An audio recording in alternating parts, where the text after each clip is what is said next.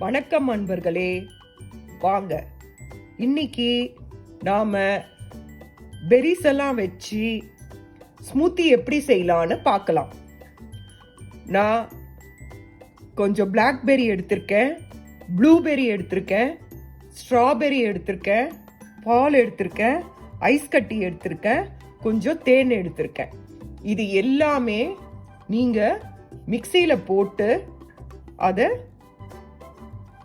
ஜூஸா பண்ணிக்கணும். இது ரொம்ப உடம்புக்கு நல்லது.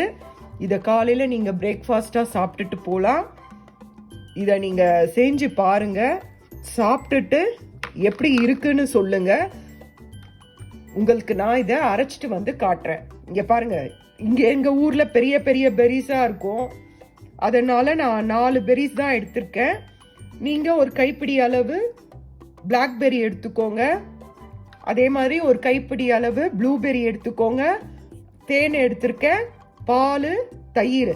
இதுல நீங்க பால் வேணும்னாலும் விட்டுக்கலாம், தயிர் வேணும்னாலும் விட்டுக்கலாம், இல்ல தேங்காய் பால் வேணாலும் விட்டுக்கலாம். இது சாப்பிட்றதுக்கு ரொம்ப அருமையா இருக்கும். இதை செஞ்சு சாப்பிட்டுட்டு பாருங்க. எல்லா பெரிஸும் கலந்த ஸ்மூத்தி உங்களுக்கு இதை அரைச்சிட்டு வந்து காட்டுறேன். இப்ப பாருங்க, நான் இத ஸ்மூத்தி ஜார்ல போட்டு அரைச்சு கொண்டு வந்துட்டேன். உங்ககிட்ட இது இல்லைனாலும் மிக்சியில போட்டு அரைச்சிக்கோங்க. இத பாருங்க, அரைச்சு கொண்டு வந்ததை நான் கிளாஸ்ல விட்டுட்டேன். நான் போட்ட இது வந்து ஒரு கிளாஸ் அப்படியே உங்களுக்கு வரும்.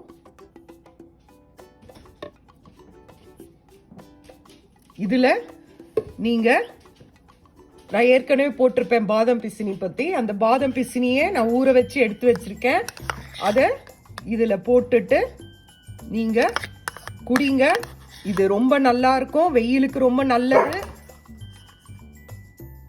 ரொம்ப நல்லது வெயிலுக்கு. இதை குடிங்க, இது ஹெல்த்துக்கு ரொம்ப நல்லது. இதுல பாதாம் பிசினி இருக்கறனால உங்களுக்கு உடம்பு குளிர்ச்சியா இருக்கும், உடல் சூட்டை தணிக்கும். இதை செஞ்சு பாருங்க.